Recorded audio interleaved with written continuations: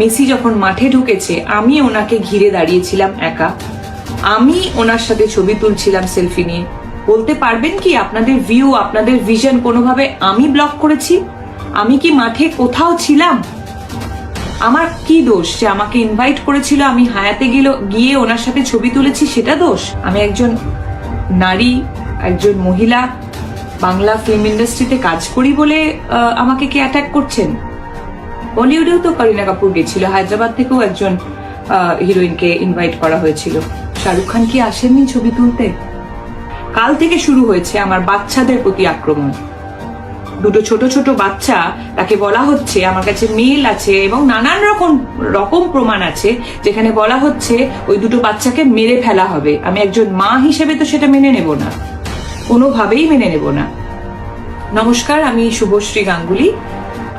যুব ভারতীতে মেসিকে নিয়ে যে মেসটা ঘটে গেল সেটা নিয়ে কিছু ক্লারিফিকেশন দেওয়ার জন্যই এই ভিডিওটা আমি করছি।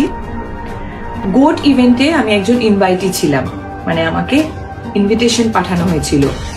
আমি হায়াতে গেছিলাম, আমার ফ্রেটার্নিটি থেকে আমি এবং কৌশিক গাঙ্গুলি ছিলেন।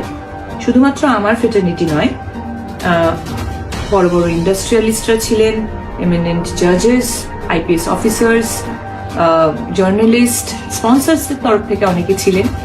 সেখানে অ্যাক্টিভিটিটা এটাই ছিল, উনি আসবেন, আমাদের সবার সাথে মিট করবেন এবং ছবি তুলবেন।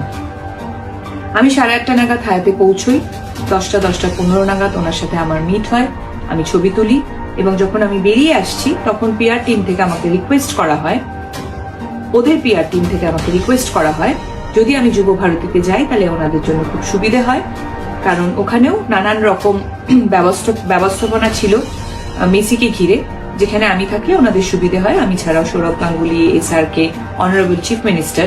হ্যাঁ, আর একটা কথা বলে দিই, যেহেতু এই প্রশ্নটা উঠছে যে আমাদের ইন্ডাস্ট্রি থেকে আমাকেই কেন ডাকা হয়েছে, এটার উত্তর ওদের পিআর টিম বেশি ভালো দিতে পারবে যে আমাকে কেন ইনভাইট করা হয়েছিল।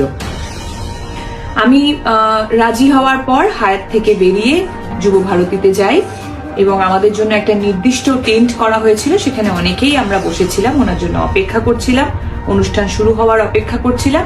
ইন বিটুইন আমার পিআর টিম থেকে ইনস্টাগ্রামে ফটোগুলো পোস্ট করা হয়। আমরা রিয়েলাইজ করিনি ঠিক সেই সময় ছবি পোস্ট হয়নি, তার কারণ ওখানে জ্যামার লাগানো ছিল।